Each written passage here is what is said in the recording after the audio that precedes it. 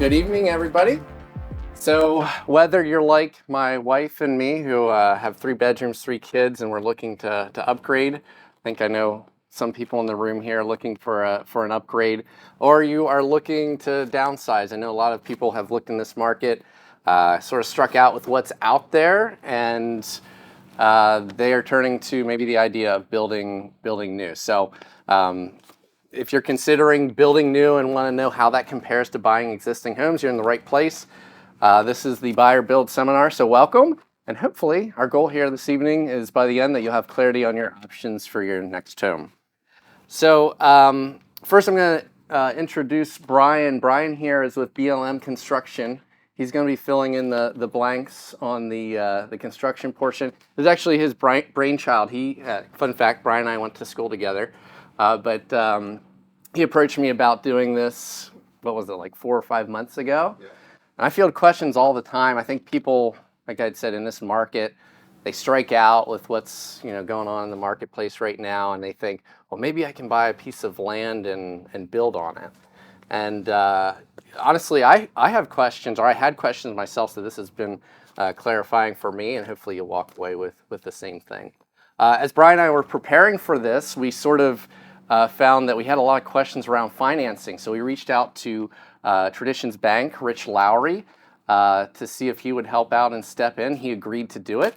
And Rich Lowry is not here. He has the flu this evening. So we have Scott Martin, who, take it easy on Scott. He just found out like yesterday that he's doing this.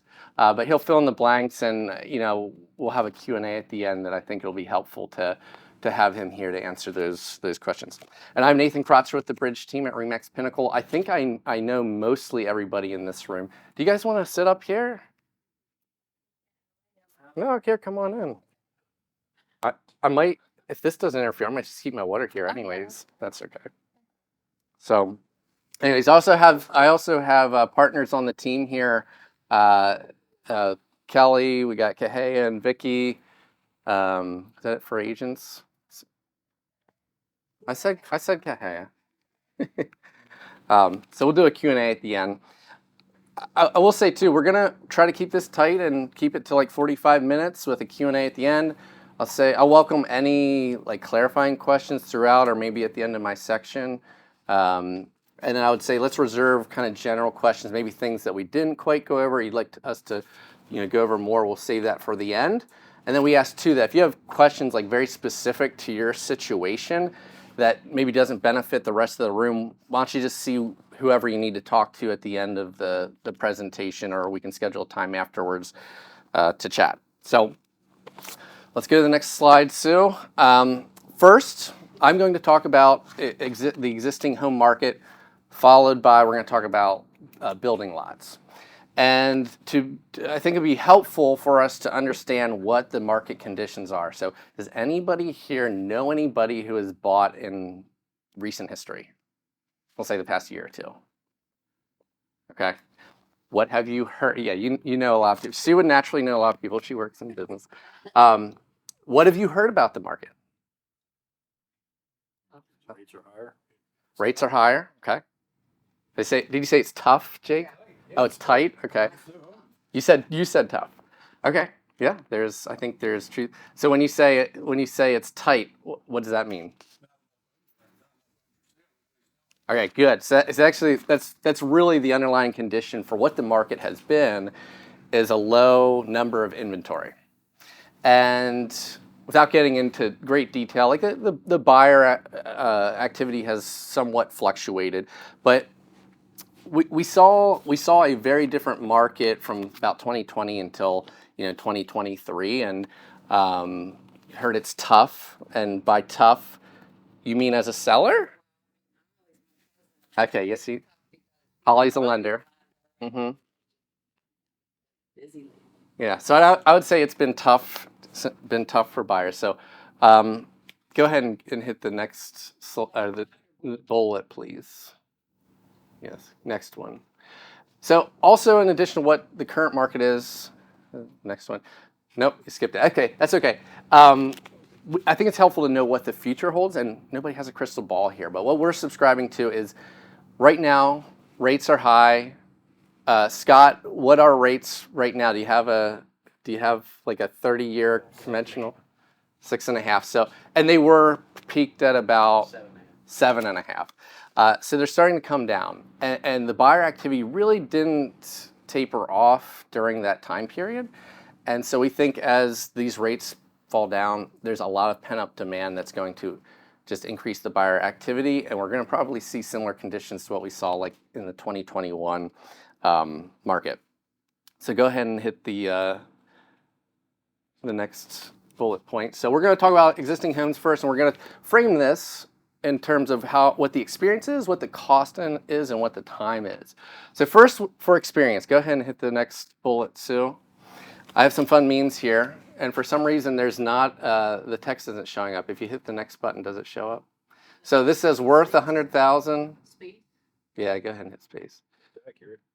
Yeah, okay, so they both came up. That's okay. Buyers are bidding over list price, and it says here worth 100,000. You can see you got like a porch falling over. It's not very big. They're asking 150, sold for 200,000. There is some truth in that market, and maybe you've heard things like that. So buyers are bidding over list price. Next, buyers are waiving inspections. Has anybody not done a home inspection in a house that they purchased? Maybe not. Everybody's done one. Okay, so a home inspection is pretty typical in a normal market, and what we've been seeing is, as a seller, we see inspections as a time to renegotiate. So we don't want that as a seller. So buyers are sort of bending over backwards to give the seller what they want. Now, the thing about waiving inspections, not everybody can stomach that, and that's probably the market that we're dealing with. If you're going to waive it, the important thing to know is that you know what the risk is. And if anybody knows somebody that bought in 2020, they caught a lot of flack for bidding over asking price and waiving inspections. If we look back now, they're kind of laughing all the way to the bank because interest rates were great then. They might have paid 20 grand more for the house then, and now it's worth 50 or 100 grand more.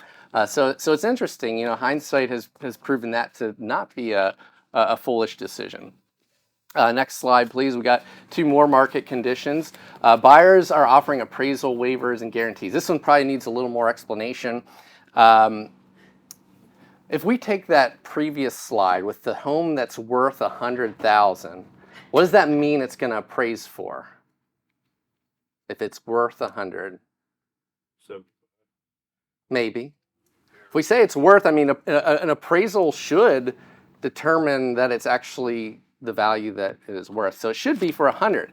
So if a buyer writes an offer contingent upon an appraisal and they bid 150, the seller's probably thinking, I'm not getting 150 because, as Scott will tell you, the bank is only willing to loan a percentage of the value to the buyer. So if you're putting 3% down, Scott's willing to loan 97% of the appraised value. So how does the seller get an additional 50,000, or in that case 100,000?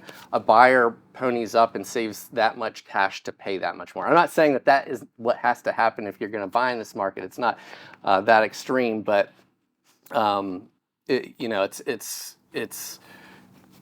it's somewhere close to that in some cases, and I would say that, and we'll get into that later, but there's a rule of thumb that we're going to use for what you should be prepared to pay over an appraised value.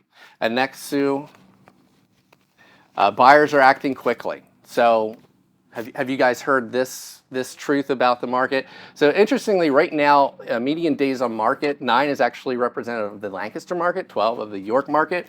But we're seeing somewhere around 5 days on market at the peak of it. And 2 to 3 in this market still is not unusual. If you have the right house, right location, it's well kept, don't be surprised to see it on the market very quickly. So buyers have to act quickly. All these things are things that some buyers just aren't willing to do in this market, and this might not be the market for them. Go ahead and go to the next slide, please, Sue, and hit space again. Okay.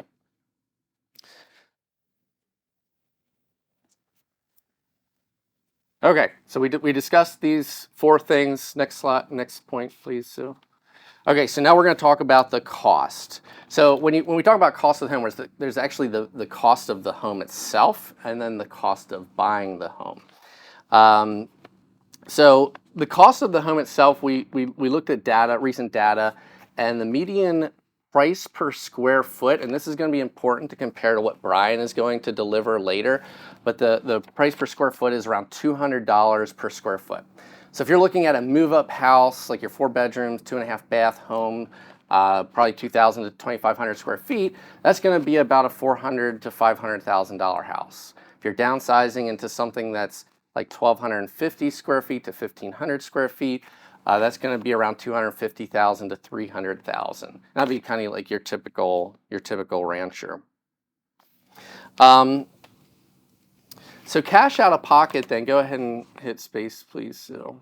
And again, cash out of pocket. This one's a little tricky, and Scott may want to address this later. And without going into great detail, we're going to assume that in this market, you're going to have to probably get a conventional loan. And the minimum on a conventional loan is 3% of the sale price. What I have here is an expectation, and this is simplifying, and I think for the purpose of this seminar, we need to simplify, that you're going to need about 14 to 16.5% of the sale price in cash to buy in this market. And that might be I have that as a minimum. Where that comes from is 3% down, plus 6% in closing costs. So that puts you at 9. And then we're recommending another 5 to 7.5% to set aside for that appraisal gap type of situation. You simply aren't competitive for homes sometimes if you don't have money set aside to be able to do something like that. And if you have goals of putting 20% down, that just increases what you'll need. And next, Sue. So time. This is the most variable. Go ahead and click it again and again. But the good news is, and this is important to compare to new construction, that if you are a well-qualified buyer and you have prepared well for the market and you're willing to be aggressive to find something that you want, you could go from wanting to buy a house in 30 days to 45 days later being at settlement and owning a home. That is possible. In preparation for this, I couldn't find a data point where I could understand what the average buyer time period is from looking, deciding they want to look to actually getting into a home. But in canvassing other agents, the agents here on the team, we kind of determined that it's probably around 3 to 4 months for somebody who's determined to buy in this market. A lot of times that experience is they're getting outbid on other homes that they wish to buy, but ultimately find success in that like 3 to 4 month range.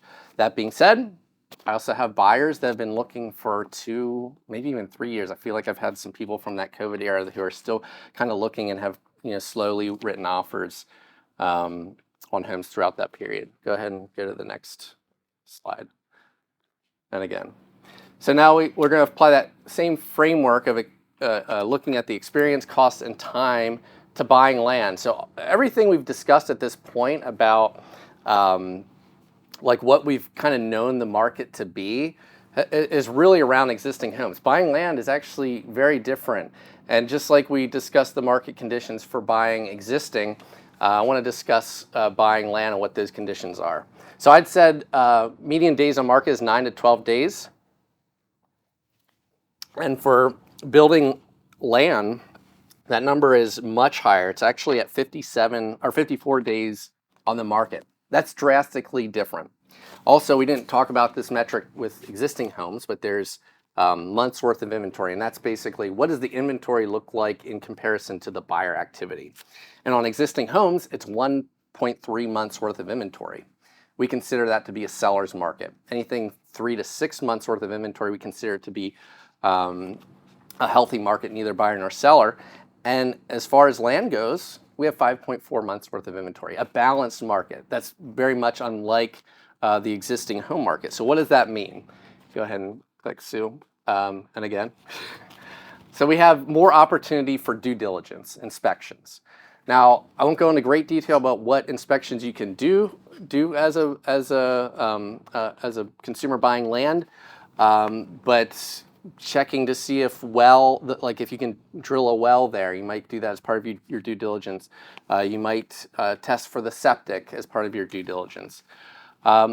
There's more opportunity for negotiation. If they've been on the market for a while, there's nobody else, looking at the piece of land, you might get a reduction on price.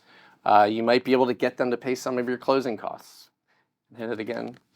And then, unlike the got to act in 2 or 3 day market for existing homes, you can sometimes sleep on it. And we don't ever like someone to sleep on it for a long time because there's always a risk, but there's not the haste that you have in buying existing homes.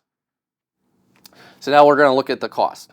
So the cost of buying land, and we had mentioned that what the price per square foot was $201, median price per square foot is $201. Keep in mind that includes the land. So when you're looking at new construction, Brian's going to go over some figures that talk about what it costs to do that new construction, but you also got to add the cost of buying the land. And the median price per acre in New York and Lancaster is go ahead and hit it, $57,000 per acre. So obviously, if you're buying a half-acre lot, it's like just shy of like $30,000. Go ahead and hit the next slide for me. So you didn't think it was that high? And acreage is tricky. Like you could buy acreage that had like a ton of acreage that has steep slope, and there could be a lot going on. And you can get it for much cheaper. But I looked at residential building lots. So Scott, I don't know if you're going to get into this at all, but Rich and I discussed you have a loan product for a building lot. It's 20% down, so you need to be prepared to have 20% down of whatever size lot you're looking for. And then we roughly said about 5% in closing costs. This is a little inaccurate. I wrote here excludes due diligence. The reason I excluded due diligence is because Brian's going to talk about what I would consider good due diligence for buying a lot. Checking to see if you can install a septic there and knowing what type of septic you're getting, and drilling a well. You'll probably want to do that as a buyer to know that you have water at the property. Or if you need to know if there's a hookup for public, you need to do your due diligence on that. Go ahead and hit that again. And then other financing options. Scott, you can tell me if Rich is correct on this. He thinks that most people probably lean towards the equity in their own home, like a home equity product to buy lots. So there are other options out there for financing. And then next we're going to talk about time. So again, this is just the beginning. You buy a lot, you have the time it takes to buy the lot, and then the time to build on it. 30 to 45 days is possible. If you're going to do a lot of due diligence, especially like this time of year, if we're doing septic or well, ground's frozen, it's very weather dependent. You might not be able to get out there. So we say a lot, maybe 60 days, for a contract to close if you're conducting due diligence. So that lays the ground for now Brian building on that. All right, Brian, you want to take her away? All right. Well, thanks for coming, everyone. I also wanted to acknowledge Nathan. This is something that kind of came into my head, and the idea is the easy part. Nathan kind of took the lead on developing it and kind of refining it into what you guys are getting today. So I had a good time working with him, and we're happy to be here. Oh man, I was going to have, could you click for me as well? Oh yeah, I was going to say I can click for you. It's double. I'm sorry. Double the pay.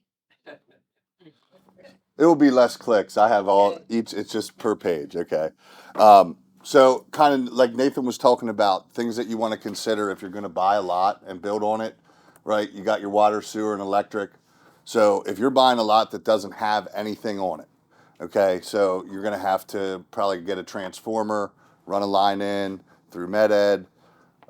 If there's not public water, sewer to tie into, we're going to have to drill a well, which you're going to need a sand mound and a septic, which those sizes are going to vary depending on how big you want to build the house, right? So we'll get to some numbers and some averages here then, but there's a ton of variables with this. How far back you want your house from the road. The longer the line of the electric, obviously, the more cost. The size of the system. So in our build cost numbers that we're going to talk about later, we would include tying into any existing utilities. So if you were to buy a lot that had water, sewer, public, we would be able to, our costs would include that. If you were just going to hire someone to trench and tie into those existing utilities, you could expect a cost of somewhere around that range, $7,000 to $9,000, if you're just hiring someone just to do that. Okay, like I talked about, our square footage price will include that. And again, there are some variables, but the electric tie-in price doesn't include charges from MedEd. We can't estimate those. We have no idea what they're going to charge. We actually run into some issues with some customers over that. But you never know. They might require you to put in a transformer or a utility box. They charge you really high rates for their labor. So those are things that are very difficult to ascertain the exact cost of. But if you want to go ahead and click, we can move to the next slide. And if you're interested in any of this after the presentation, you could talk to myself, or the actual owner of BLM is here in the back. We also have our chief operations officer here that you could also speak with if you have any specific questions, because each situation is different. So please understand that these are just averages. And if anyone is interested in this digitally, we can hook up after the presentation, and we can email this to you. So we talked a little bit about the septic, sand mound, and well. This is a cost that if you're going to buy, you want to budget into the cost of buying the property. You don't want to budget that separately. So when you're using some of Nathan's numbers that he put in, I would include this in, when you're sitting down and you're writing out your budget, put this in the cost of buying the house. So a standard size septic, sand mound with a new well, you can expect to pay someone about $35,000 to $40,000. Again, these are general prices. This is like in a really good scenario. And if you want to build something really big, you need a bigger septic tank. So these will generally work. This price point will generally work for homes up to 2,500 square feet where there's really no more than 4 to 6 occupants. So these are things that, when you're in the building industry, that you think about all the time. And it's at kind of the top of our mind when we're going out to a site visit. But these are the nuggets that a lot of people getting into it for the first time don't really think about. Now, if we switch to the ground up residential construction, after you get your sand mound and your septic in and your utilities run, we have our price per square foot range here. Again, if you're sitting down and you're doing a budget, this is a really good number to use. Like we talked about, this will include tying into any existing utilities. Standard material. So if you want, really fancy lumber from Italy and a flooring from France, that's not, you're going to have to get a better price than that. This is just for budget. This is standard fixtures and finishes, right? Things that you typically see. Another thing that's really hard to calculate the exact cost of, because it varies so wildly from municipality to municipality, is stormwater management. Has anyone here had to deal with stormwater management issues in the past? Right, it can be a handful. Like I said, some municipalities make it real easy. You can get on their website. They tell you if you got this many square feet of impervious surface, this is the size pit that you need. And then others basically say, well, you got to send us the information and we'll determine it. Again, we've had some customers where we've had municipalities where we got down to how many trees are on the property and what type of trees there are that go into that. So again, something that might not be at the front of your mind when you're thinking about buying a lot to build on. So if we can go to the next slide. So this might be a little hard to read, but again, we can get this emailed to you. So for the prepared buyer who's really serious about it, we offer a due diligence package, right? So Nathan kind of touched on this a little bit, and you and I spoke a little bit before the presentation of kind of what you're dealing with. So you have, your setbacks. You can only build at certain distances off the road, certain distances from your neighboring property. You got an SEO is your sewage enforcement officer. So that's the guy that's going to determine the size of your sand mound. So another thing that sometimes we don't even think about is an HOA. right? Some HOAs require above and beyond what the municipality requires. And again, we've had to deal with some hurdles with that as well. And we already talked about stormwater management. Now, again, we would have to talk about what you're looking for and the general scope of what you're looking at, but this is something that we could offer at a general price. It would be right around there. And again, that's for you to determine what it's going to cost before you put any resources into it, not in the middle of it, right? You're getting hit with change orders that's not in your budget. So again, like I said, this is kind of something for the prepared buyer. We would work to get that information back to you within 2 weeks. So what we would do is we would contact the municipality, the SEO, the HOA. We would try to come up with an exact amount of what it would cost for your stormwater management, all your setbacks, what you can and can't do. If need be, we could do a percolation test, which PERC test for short. That's to determine your water drainage, what kind of soil you have, which kind of determines, what kind of sewage system you can have, size and type. And again, that varies from place to place. We'll do an 811 call to make sure we're not running into anything under the ground. A lot of what we're seeing now, and I don't know if anyone else has dealt with this, but third-party inspectors. So let's take Hellam Township for instance. They're hiring PA1 code to do their code enforcement. So they don't, there's still some municipalities that do it this way, but back in the day, they'd have a guy or two that works for the municipality that go out and do the inspections, take the permits, process all that, and they're held accountable because they're part of the local government.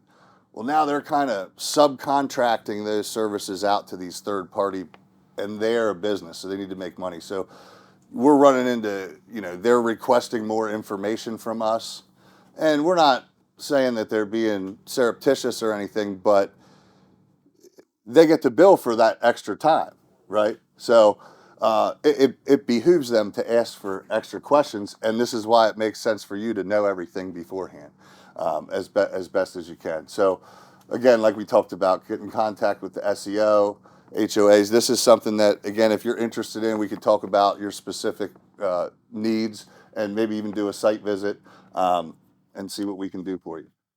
But anyone interested in something like this, you can kind of talk to us after the show. Thank you.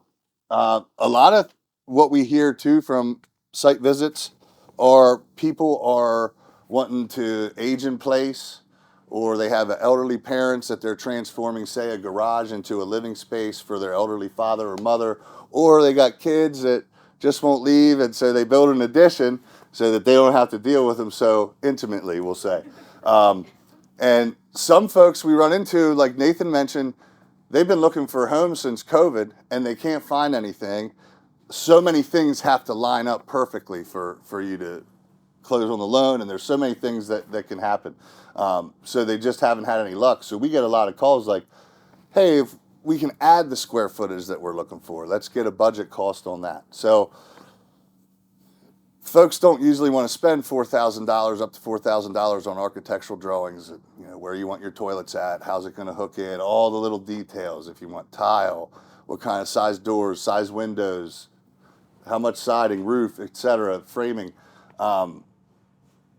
Most folks don't want to do that in that position just to find out they can't afford the addition. Now, they would own the plans after that, so if they ever wanted to do it later, they would have them, but we would then take the plans and do a detailed bid, and they would find out, oh man, this is way out of our price range, we can't do it. So we also offer a solution for that. We call it an order of magnitude proposal. It's just kind of a fancy way of saying it's a budgetary price.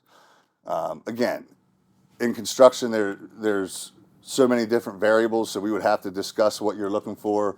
Is there going to be a basement, first floor, second floor? Some folks like to, they'll do the painting or the flooring, so there's certain things that we can peel off depending on your situation. But again, this is kind of like a quick budget price. So this would be a free estimate, but it does not include the due diligence for any stormwater management or the SEO requirements or setbacks. So the way that would work is, let's say it was in your budget number and you're like, okay, we want to move forward. They only require a 10% deposit.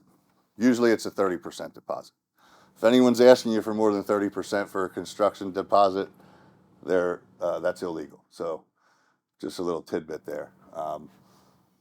So this would be a 10% deposit. So what that would allow us to do is get the drawings started, right? The drawings would be included in that price. The architect, which we have multiple relationships, most notable on our list is Barry's brother. So Steve does a lot of our drawings for our additions. He would meet with you, and that's kind of the fun part where you get to pick out your finishes and how big you want the room and where you want your stuff. Once you approve that, then we would come and do a detailed estimate.